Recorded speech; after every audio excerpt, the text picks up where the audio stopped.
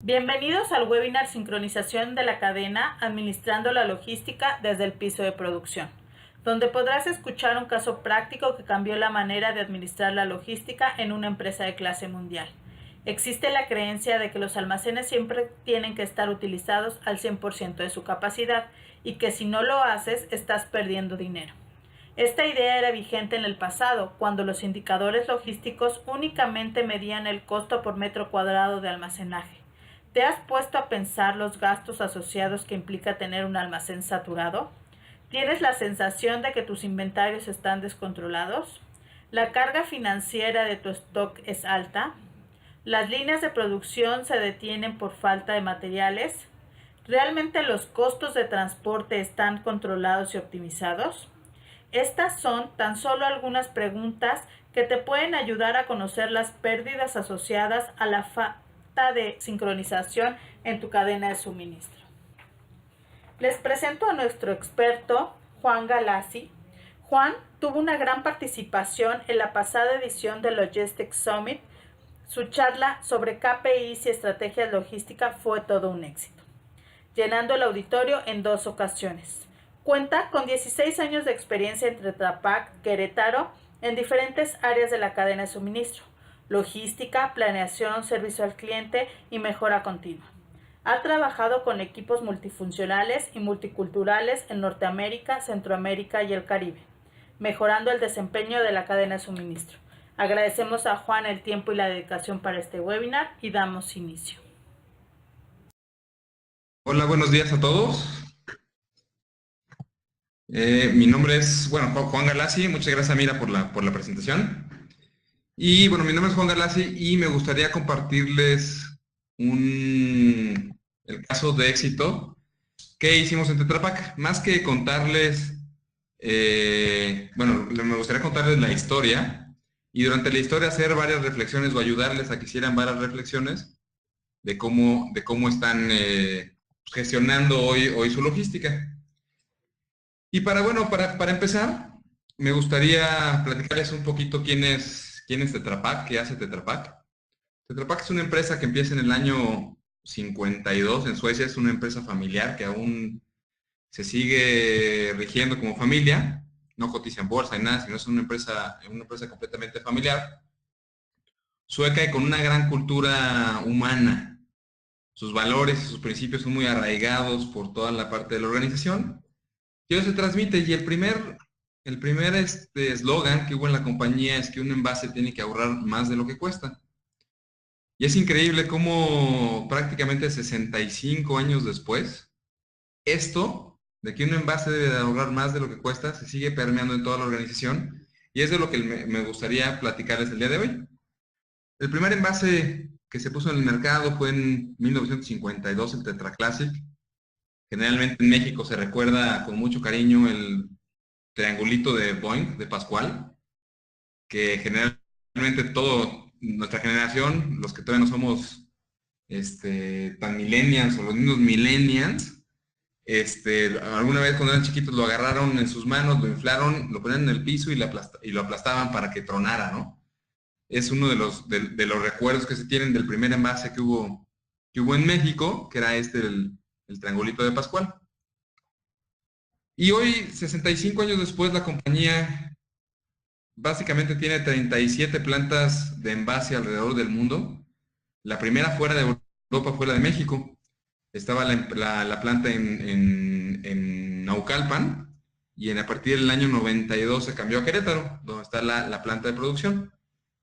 Y hay 37 plantas en el mundo, presencia en más de 170 países, más de 8,000 máquinas de envasado, que son las que llenan como tal el producto de nuestros clientes, ya sea leche, jugo, tomate, vino, agua, etcétera, dependiendo el producto que quieran envasar.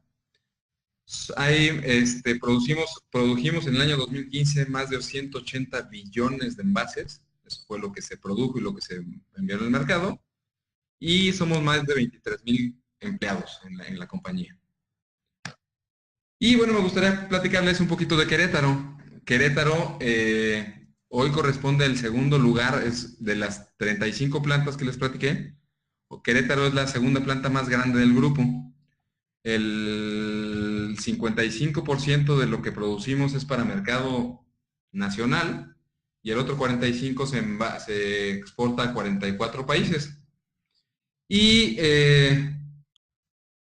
somos más o menos 380 empleados. Hay una fábrica como tal de envase y también hay fabricación de popotes. Hay el popote para clientes como Alpura, Jumex, Valle Redondo, Jugos del Valle, etcétera, también se producen en la planta de Querétaro. Y bueno, ahí nos dedicamos a fabricar los envases de cartón. ¿Y cómo ha evolucionado un poquito la historia? Yo les platicaba de que en 62, bueno, en el 62 llega a México con dos cosas principales. Una es el triangulito, que fue Tetra Classic, que se llama, y fue un producto que tuvo mucho, bueno, el primer programa fue un programa social con el DIF, que hoy en día sigue vigente, ya no con el triangulito, sino con el envase normal, el Tetrabric, digamos chiquito de 250, son porciones que se les reparten a los niños todos los días. Y otro de los envases que tuvo mucho éxito fue el Tetra Rex, el de la leche diaria. Generalmente nuestra generación cuando éramos chicos crecimos con ese envase Tetra Rex que tenía como el cucuruchito así en la parte de arriba. Y los que vivimos aquí los que vivimos en esta parte del centro del país era mucho el envase de Alpura. Vamos evolucionando. En 1980 sale el Tetrabric Aseptic, que revoluciona realmente la industria del envasado, porque ya el envase no se tenía que refrigerar. El Tetrabric Aseptic tiene una capa de aluminio que hace que la luz no entre al producto y evita la reproducción de bacterias y que el producto se eche a perder.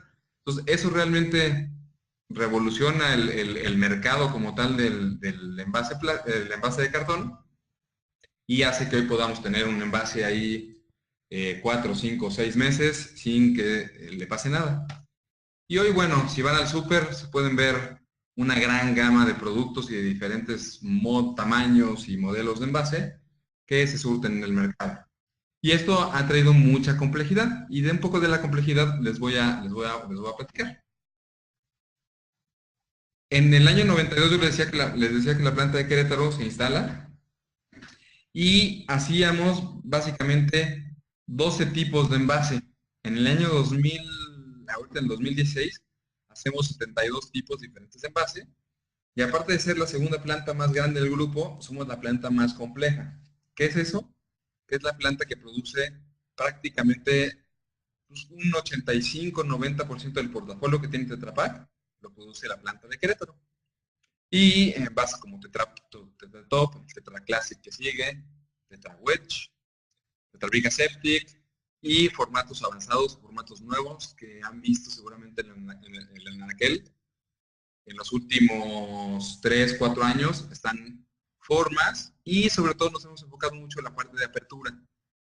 La apertura hace unos años era pues, muy, muy difícil abrir un envase de Tetra Pak y hoy en día la apertura es más fácil, lo que hace que el producto pueda estar en el refri, una vez abierto puede estar en el refri sin que se derrame o sin que se te caiga, ¿no? Y bueno, cada producto de estos se ha ido introduciendo y como se ha ido introduciendo, también una de las materias primas es el papel. Y el papel, que es de lo que les voy a hablar hoy mucho de la logística de papel, el papel, tenemos antes 12 códigos de papel y ahora tenemos 26 códigos de papel y eso nos ha traído un poco más de complejidad. Dejamos ahorita un poco la parte de la cadena de suministro y nos vamos a la mejora continua. En la mejora continua, Tetra Pak es una empresa que prácticamente la forma de trabajar hoy es a través de mejora continua. Tenemos un programa que se llama WCM, que es World Class Manufacturing, que arranca en la planta de Querétaro en el año 2001. Y a partir del año 2001, a nivel Tetra Pak, el Instituto Japonés de Mantenimiento de Planta, que se llama el GIPM, nos ha hecho ciertos assessments, ciertas evaluaciones y hemos ganado ciertos premios. En el año 2005 el premio de excelencia, 2007 consistencia, 2012 el premio especial y este año estamos aplicando para especial avanzado. Inclusive el día lunes y martes, ayer y antier, estuvieron en la planta los japoneses haciendo el pre-assessment para ver si podemos ganar este premio especial avanzado. Nos dieron la calificación positiva y a finales del año estaremos haciendo todo el assessment para poder tener el premio especial avanzado. Y se presentan básicamente casos de mejora. Y este caso que les voy a presentar ahorita fue un caso que presentamos el día de ayer, el día martes precisamente, donde se ve la aplicación de la metodología y se ven las mejoras que podemos tener a través del uso de la misma. Muy bien. Terminando un poco la introducción, me gustaría platicar un poco de los objetivos y la agenda que seguiremos en el transcurso de los 40-45 minutos que yo estaré compartiéndoles. Y bueno, la idea es cómo sincronizas, y una vez que sincronizas, optimizas también tu cadena de suministro. Vamos a hablar mucho de eso. Gastos asociados que implican tener un almacén al máximo de su capacidad. De eso vamos a hablar también mucho, ¿no? Ese cambio de paradigma de tener un almacén lleno a tenerlo optimizado y con el material necesario que se requiere. Y sobre todo mucho el cambio de mentalidad. Estamos acostumbrados a que los mandos medios o los mandos altos queremos que las cosas se hagan como nosotros queramos. Y el cambio de mentalidad de esta optimización de la cadena tiene que ver con darle ese poder o empoderar al operador de máquina, en este caso también al operador de montacargas, en que haga que las cosas sucedan. Y un poquito ahí también platicar cómo es el rol que tiene el supervisor o el gerente, cómo cambia también un poquito. Entonces, todo se los voy a platicar en una historia de este proyecto que hicimos acerca de cómo optimizar la cadena de suministro. Muy bien. Hicimos un equipo de mejora. En la parte de World Class se basa en hacer equipos de mejora que ataquen pérdidas específicas. Hicimos un equipo y este equipo fue de los pioneros en cuanto a el número de departamentos que involucraban. Entonces, como pueden ver, había gente del departamento de planeación, gente de logística, gente del proveedor, tanto de transporte como de almacén externo. La parte de producción, muy importante que fueran miembros de este equipo. Y bueno, siempre hay un auditor que cuida que la metodología se siga. Y utilizamos una metodología de mejora continua que se llama, es la ruta de Kaizen o de 12 pasos. Se llama 12 pasos porque como tal tienes que seguir 12 pasos. Yo en esta presentación no se las voy a presentar así paso por paso, sino más bien les voy a contar la historia. Y para empezar a contarles la historia, me gustaría platicarles un poquito del contexto. Platicarles básicamente cómo es nuestra cadena de suministro de la parte de papel. Entonces, de la parte de papel tenemos todos nuestros proveedores son del extranjero. No hay proveedor de la calidad del papel que necesita un envase Tetra Pak en México. Entonces tenemos 15% de nuestro papel viene de Europa, el 83% viene de Estados Unidos y el 2% viene de Brasil. Y bueno, ahí nuestra logística es lo que viene de Brasil y de Europa viene por barco y lo que viene de Estados Unidos viene por tren. Y lo de tren llega directamente a Querétaro, lo que viene de Europa llega a Veracruz y lo que viene de Brasil llega o a Veracruz o a Manzanillo, dependiendo las navieras que utilicemos.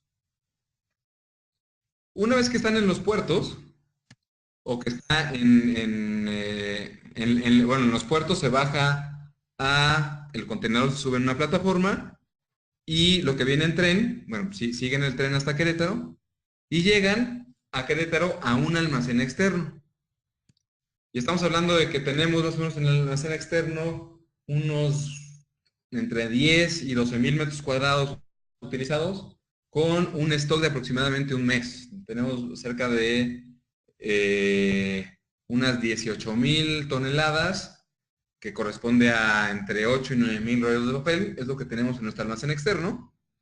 Y una vez que lo tenemos en nuestro almacén externo, hacemos una logística. Nuestro almacén externo está a unos 12-13 kilómetros, allá hay espuela de ferrocarril, Se baja entonces todo lo que viene en ferrocarril, se baja a lo marítimo y hacemos el call-off del material todos los días en camiones de 10 rollos que representan básicamente 12 toneladas de peso.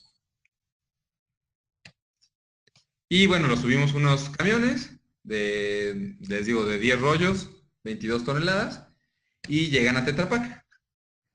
Hasta ahí se escucha muy bonita la cadena de suministro. Sin embargo, nuestra cadena era básicamente de empujar. Queríamos tener el almacén lleno, tenemos una capacidad para rollos de papel de 600 rollos, y siempre estaba en 650, ¿no? Tenemos pasillos saturados, todo estaba porque queríamos tener todo el papel ahí para poder producir y no para nuestras máquinas. Una vez que llegan los rollos a Tetra Pak, al almacén, son enviados a 3 impresoras. Tenemos 3 impresoras donde se mete y el consumo es de aproximadamente unos 300 rollos al día. Entonces, ¿qué pasaba? Como tenemos el almacén lleno, las máquinas, si había algún problema, alguna falla en alguna de las máquinas, pues se paraba la máquina, se paraba el consumo de papel y nosotros teníamos que recibir básicamente unos 30 viajes todos los días de papel para poner nuestro almacén, y si el consumo paraba, pues obviamente toda la cadena hacia atrás paraba. Entonces, ¿qué pasaba? Que el problema de producción se iba al almacén. ¿Y qué tenemos en el almacén? Un almacén atascado con 600 rollos, más o menos 1.300 toneladas de papel ahí, y así se veía, ¿no? Lleno de material. Esta es la planta de Querétaro, pero el almacén estaba lleno, ¿no? No cabía nada. Obviamente cumplir con el FIFO era muy complicado. Había papel que se quedaba ahí para poderlo mover, tenía el montacarguista que hacer, pues mover, aquí se ve en la foto, ¿no? Si necesitamos el rollo que está hasta atrás, teníamos que mover todos estos rollos y era un relajo, ¿no? Por lo tal, muchas veces decíamos, bueno, pues ya surte la producción y el FIFO, pues después, ¿no? Después lo atendemos. Entonces teníamos un FIFO muy bajo y teníamos papel, nosotros tenemos ciclos de producción semanales, entonces había papel que se quedaba ahí 7 días sentado, muriéndose de risa sin ocuparse, ¿no? Y esto nos daba problemas de espacio porque ya no podíamos recibir más material. O teníamos que mandar ese excedente al almacén externo otra vez y nos causaban costos de transportación. ¿Qué pasaba también? Que nuestra cadena entre Networks, que es nuestro proveedor externo, y Tetra Pak, había 11 camiones que daban más o menos 3 vueltas diarias. Entonces, esos 11 camiones se quedaban parados y los tiempos de espera eran larguísimos. El proveedor de transporte nos odiaba y básicamente nos cobraba o pagábamos como unos 80,000 pesos de demoras, porque estaban ahí los camiones esperando porque no tenemos capacidad para recibirlo. Y bueno, el problema que teníamos nosotros en la planta, se lo pasábamos a Networks. ¿Qué hacía el montacargas de Networks? Rascarse el ombligo porque no tenía que cargar, no había camiones que cargar, todos estaban en Tetra Pak. Y entonces había desperdicios, tiempos muertos por parte del proveedor, porque pues, estaban ahí sus montacarguistas sin tener prácticamente nada que hacer, ¿no? Y de repente nosotros soltábamos, podíamos recibir los camiones, bajábamos los camiones y les mandábamos todos de sopetón, y entonces ahora tenían una carga de trabajo, ¿no? Entonces las cargas de trabajo tampoco estaban reguladas.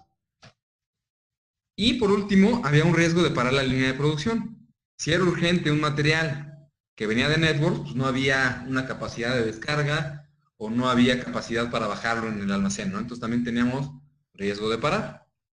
Ese era nuestro principal problema. O sea, como ven, era prácticamente un desastre y la tensión era por todos lados. Producción nos odiaba, nosotros odiábamos a producción, odiábamos al almacén externo, también a producción, y el almacén externo, bueno, tanto el proveedor como en total, o sea, la gente del proveedor externo, pues también nos odiaba, ¿no? Entonces, la fricción que había era grande. Y sobre todo, gerencia y mandos medios tenían que meter mucho para poder apagar esos fuegos que existían todos los días, ¿no? ¿Qué hicimos? Entonces, la planta de Tetra Pak tenía o tiene, una de las metas es producir 8 billones de envases. Y como la complejidad, les hablaba hace rato de complejidad, Bueno, la complejidad era que íbamos a recibir más diferentes tipos de papel. Les decía hace rato que recibíamos 12, íbamos a recibir 26. Y teníamos una regla que teníamos que tener 10 rollos de papel de stock de seguridad de cada tipo. Entonces imagínense, nuestro stock de seguridad iba a crecer por el número de papel de variedades de papel que estábamos trayendo, y nuestro stock operativo cada vez se reducía más y más. Entonces eso era un error, ¿no? De concepto. El espacio tiene que estar para el papel operativo o para el material que tú necesitas para operar, y no para safety stock. Entonces, desde ahí, este era nuestro gran problema: 300 rollos al día de consumo, y para el año 2014 veíamos que iba a ser menor el espacio que teníamos para los consumos. Entonces, teníamos que hacer algo diferente. Necesitamos una reingeniería de nuestro proceso. Hicimos, como todo paso de metodología continua, o sí, de solución de conflictos, de solución de problemas, utilizamos un análisis de 5 porqués, donde identificamos 3 causas raíces.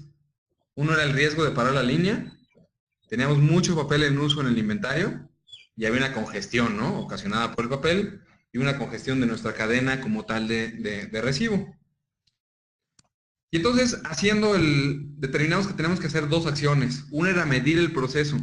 No teníamos nada de medición, y como dice por ahí, pues, dicen, ¿no? Lo dicen los japoneses, y dice la gente de mejora continua: lo que no mides, no lo puedes mejorar, porque no sabes dónde están tus pérdidas. Entonces medimos el proceso, y teníamos que cambiar nuestro método de jalar a empujar. En lugar de estar empujando todo el papel todo el tiempo, teníamos que jalar, y que producción nos ayudara con eso. Entonces hicimos nuestra recolección de datos para ver cuánto tiempo nos tardábamos en dar una vuelta. Un camión de networks se tardaba en dar una vuelta, y vimos que pues camiones daban vueltas en 5 horas, otros daban vuelta en 12 horas, y otros daban vuelta en más de 18 horas. Y lo que hicimos fue, utilizamos otra herramienta de mejora continua que se llama Makigami, que se escucha muy, muy fancy, pero no es otra cosa más que hacer un mapeo del proceso. Mapeamos todas las actividades, vimos qué actividades generaban valor, qué actividades no generaban valor, y cuáles eran los tiempos muertos que teníamos. Y a partir de ahí dijimos, bueno, si queremos jalar en lugar de empujar, nuestro proceso debería de verse así.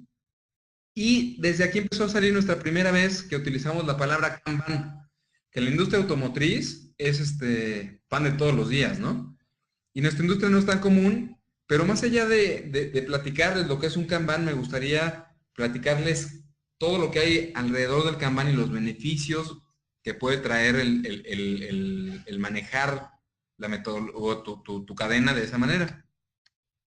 Y bueno, había 56%, con este nuevo proceso, podríamos tener 56% menos de transferencias entre departamentos, que siempre que hay una transferencia de actividades hay problemas.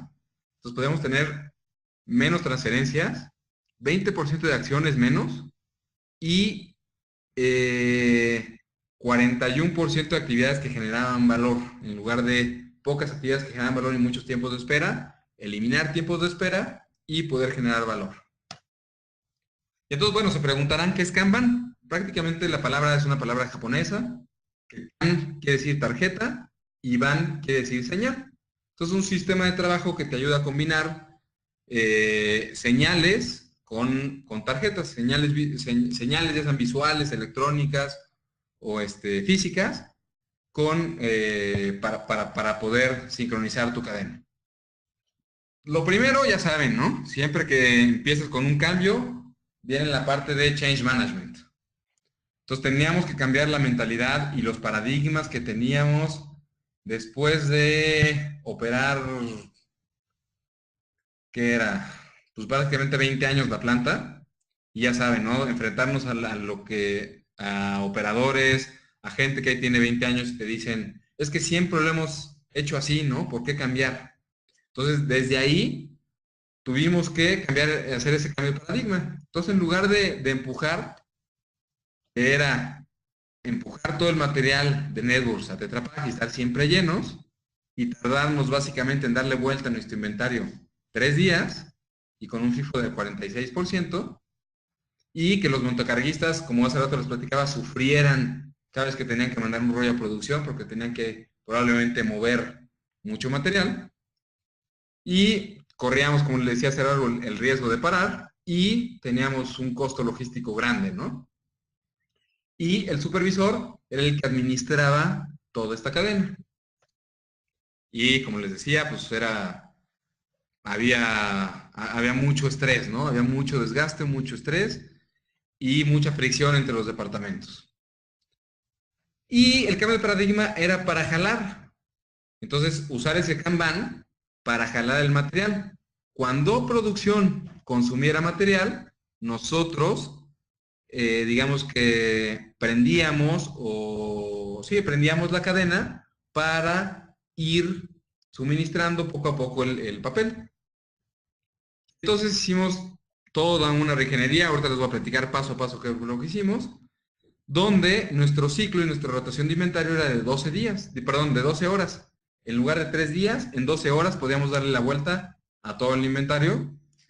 Y el FIFO, no necesitábamos tener un policía como antes, se iba a cumplir en un 100%.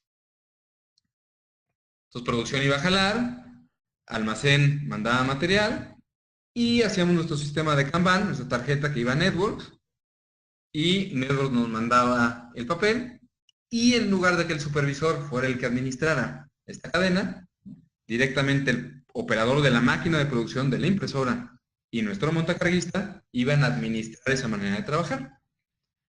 Sonaba muy romántico, sonaba muy bonito, y dijimos, bueno, este es nuestro objetivo, reducción de 3 días de stock operativo a solo 12 horas, y nos pusimos a trabajar, trabajamos en los procedimientos, en nuestro flujo, cómo debe ser nuestro flujo, y como les decía, en este equipo multidisciplinario metimos operadores de montacargas, metimos operadores de máquina, gente de calidad, gente de producción, todo el mundo estaba ahí metido para atacar este problema. Aquí, ¿no? El proveedor de transporte, almacén, calidad, porque también, ¿qué pasaba si había un defecto en algún rollo, ¿no? Entonces también teníamos que considerarlo eso en nuestra logística, planeación, producción y el proveedor de almacén. Ya estábamos todos, ¿no? Se hizo nuestro flujo del proceso de Kanban, y en este proceso de Change Management, muchos de los problemas es que la gente te entienda. Tienes que entrenar a las personas. Entonces hicimos un tablero, hagan de cuenta que estábamos jugando turista, Monopoly. Y entonces hicimos un tablero, esta imagen que tengo aquí en la presentación, la imprimimos en grandote, nos juntamos todos así como está en la foto, aquí está el tablero, y nos pusimos a jugar para entender si funcionaba o no funcionaba nuestro proceso. ¿Y qué hicimos?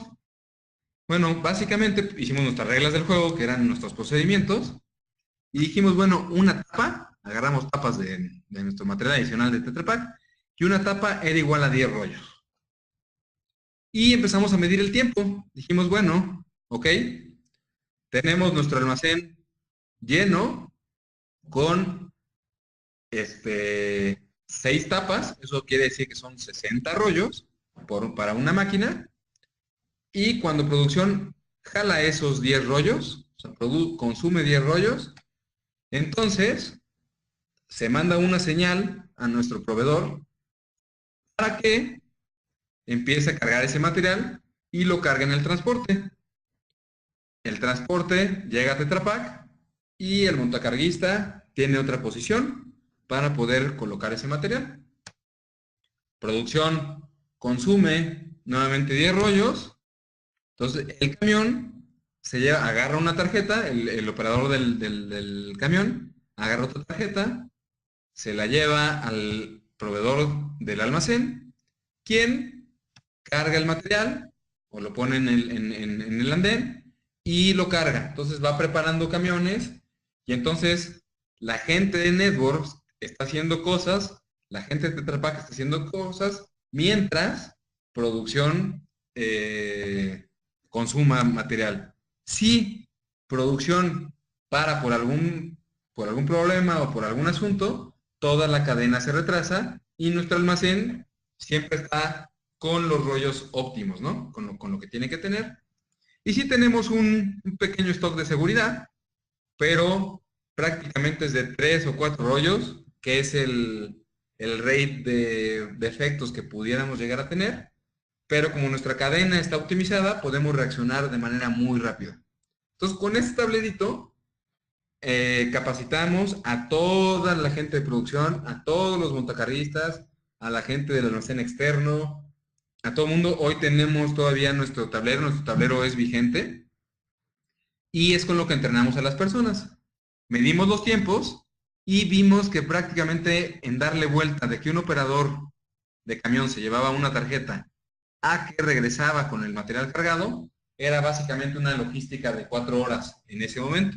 Hoy ya lo tenemos optimizado a 2 horas y media. Entonces, hicimos nuestros preparativos para arrancar. Les decía hace rato que teníamos 3 máquinas. Arrancamos con una máquina nada más, con la impresora 16. Y así se veía nuestro tablero de Kanban. Está bastante rudimentario, pero con ese empezamos. Y modificamos el layout para poder recibir ese esquema. Y bueno, estaba muy de moda hace 3 años yo soy 132, ¿no? Y entonces agarramos ese eslogan de yo soy 132 y la gente del almacén externo y del transporte hizo chalecos para que los que estaban surtían esa máquina, tuvieran los chalecos que identificaran. Entonces yo soy máquina 16 y se logró tener mucha identidad con eso, ¿no? Y todos los operadores que estaban aquí el operador, todos los operadores querían ser parte del Kanban, ¿no? ¿Por qué? No esperaban, recibíamos el papel luego, porque era lo que necesitaba producción. Y los que estaban en la máquina 15 y en la máquina 17, pues decían, oye, ¿para cuándo implementan esto, no? ¿Qué hicimos? Con nuestro tablero y nuestros procesos, entrenamos a la gente de Tetra Pak, entrenamos a la gente del almacén externo y pudimos arrancar. Así es como se veía, ¿no? Sin Kanban, era un relajo, papel por todos lados, un tráfico espantoso y parecías, o sea, tú te parabas ahí, parecías como perro, te sentías como perro en el periférico, ¿no? O sea, te llegaban transportes por todos lados, montacarguistas por todos lados. Y teníamos papel de nuestras impresoras por todos lados. Cumplimiento del FIFO al 46%, y así es como se veía con la máquina 16. La máquina 16, el layout estaba ordenado, el suministrar era muy fácil, y cumplíamos el FIFO al 100% de manera automática, sin ningún policía o alguien que vigilara el FIFO como tal. Y fue muy sencillo. ¿Qué hicimos? A los 2 meses nos expandimos a la siguiente máquina, que fue la 15. Y entonces hicimos nuestro tablero para la máquina, incluyendo la máquina 15, así se veía. Y ahora era mucho más ordenado. Solo la 17 era la que seguía con ese problema. Y de igual forma, capacitamos nuevamente. La capacitación es un tema fundamental que cada mes hacíamos exámenes también prácticos para que la gente supiera operar el sistema. Y bueno, finalmente, a los siguientes 3 o 4 meses, pudimos meter a las 3 impresoras en este esquema de Kanban y así es como se ve nuestro tablero el día de hoy. Y es un tablero muchísimo más profesional, más robusto, más bonito también, y que es manejado por los operadores de montacargas completamente. El supervisor no se mete para nada. Y entonces, otra vez capacitamos a todos para que supieran ahora sí operar todos los operadores en las tres máquinas. Muy bien, y nuestro indicador así se vio afectado. De los 300 rollos que teníamos para operar, básicamente tenemos, si tú te paras en el almacén hoy, tenemos 92 rollos. El almacén se ve muy ordenado, se puede limpiar mejor, se puede hacer también mejor mantenimiento a las líneas, toda la parte de mantenimiento de housekeeping se puede hacer mejor. Y así está como conforme fuimos incrementando las máquinas, máquina 16, máquina 15 y máquina 17, nuestro stock operativo fue decrementando. Y Y obviamente tenemos un plan de contingencia por cualquier cosa, ¿no? A nuestro procedimiento se fue haciendo más robusto con planes de contingencia por cualquier situación. Nuestro consumo o nuestro stock, en lugar de estar ahí parado tres días, está solo 12 horas. De los 11 transportes que utilizamos, hoy utilizamos 7 transportes dedicados que están constantemente dando vueltas entre la planta. Y así se veía el patio antes. Hoy el patio está prácticamente con los 2 o 3 camiones que están descargando y ya. Y de tener 180 rollos, a ver así el almacén, ¿no? De tener un almacén atascado a tener un almacén ordenado, donde el FIFO se cumple al 100%, donde tenemos también menos movimiento de material y por eso también tenemos menos merma. Cada vez que un clamp llega aquí, que es como una tenaza para agarrar un rollo de 2.2 toneladas, llega y toma un rollo, pues ahí se puede dañar, ¿no? Entonces, mientras más manejo de materiales tengas, más daños puedes causar. Y entonces, si tienes un almacén lleno, es uno de los costos, digamos, como colaterales que tienes, ¿no? Que realmente es muy difícil de medir, pero que hoy hemos visto cómo el desperdicio de producción por golpes también se ha venido disminuyendo hasta un 70%.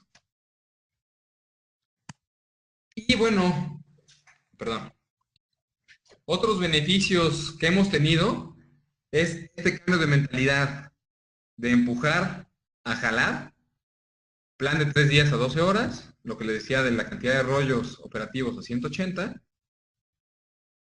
Hicimos muchos cambios en la organización también, porque antes también teníamos esta saturación de rollos, porque solo operábamos de lunes a viernes, de 6 de la mañana a 10 de la noche. Como nuestra producción es 24 horas, los 7 días de la semana, entonces lo que hicimos fue hacer un cambio de estructura para que nuestro almacén pudiera recibir y operar las 24 horas, y el almacén externo también pudiera operar de esa manera. Entonces con eso pudimos tener también este acceso a este Kanban, ¿no? Tiempos altos para mover los rollos por la saturación que había en el almacén. Hoy los tiempos cortos, les puedo decir que el flujo de materiales, también hicimos un análisis de tiempos y movimientos, se redujo el mover los materiales hasta en un 60% también del tiempo, entonces también se optimiza esa parte. Dejamos de tener, bueno, cuando crecimos 24 horas, no incrementó nuestra plantilla de montacarguistas, sino simplemente como liberamos tiempos de los montacarguistas, esos montacargas entraron en el esquema de 24 horas y no tuvimos que contratar a más personal. Lo que les platicaba de tiempos altos de descarga, donde teníamos un costo de 80,000 pesos al mes, hoy es 0. Lo más que puede estar un camión ahí esperando es hora y media, pero ya le estoy diciendo que es mucho. Prácticamente los camiones llegan y se bajan automáticamente, y bajar un camión nos tarda entre 35 y 45 minutos. Y lo que les decía también, ¿no? Los tiempos de descarga son mínimos.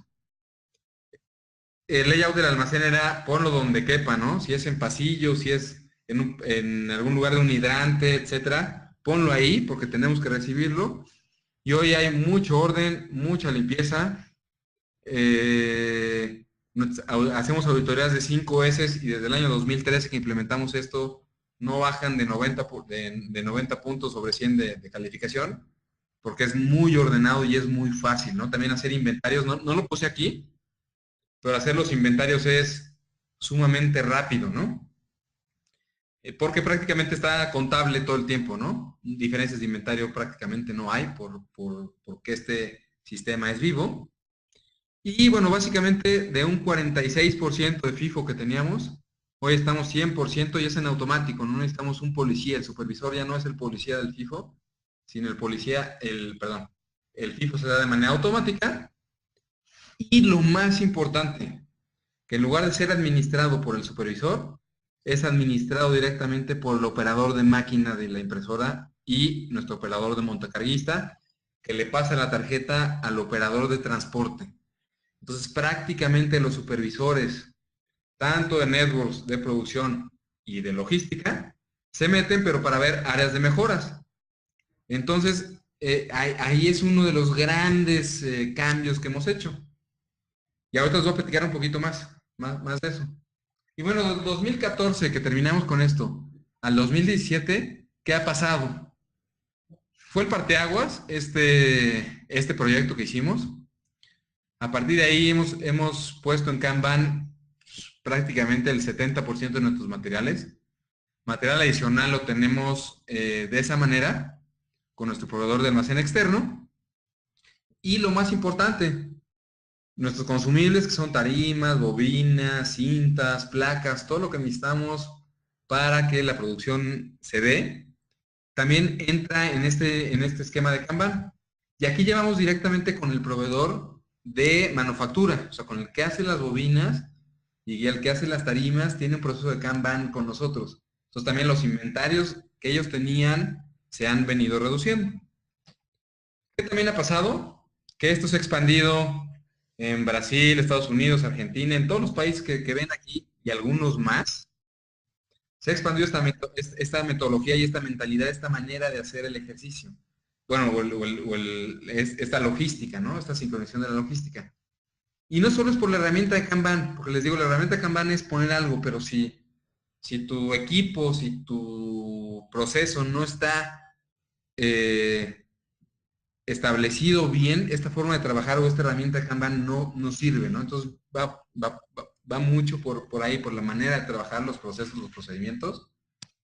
Y lo más importante es que el supervisor le ha dado este empowerment o este empoderamiento al operador de montacargas, al operador de máquinas, al operador del transporte como tal, y ellos son los que solucionan los temas. Si había un problema, antes lo solucionaba el supervisor. Y ahora el que soluciona es directamente el operador. Entonces también eso ha hecho que nuestra gente crezca, que nuestra gente a través de los entrenamientos que damos y de esta forma de trabajar, crezca y no solo se quede siendo un operador de montacargas, sino hoy es, digamos que administra hasta cierto punto nuestra cadena logística. Y ustedes se preguntarán, bueno, ¿y qué hace el supervisor? El supervisor piensa que eso es uno de los grandes paradigmas que teníamos, ¿no? Tenemos a supervisores con el perfil de un universitario que está ahí para poder crear ideas, para poder innovar, para poder generar una nueva manera de hacer las cosas, y lo teníamos prácticamente apagando fuegos. Prácticamente apagando fuegos. Hoy, él está viendo a través de los sistemas de medición que tenemos, cómo mejorar nuestra sincronización de la cadena, cómo disminuir costos, cómo atacar las pérdidas que tenemos, cómo disminuir actividades que no generan valor.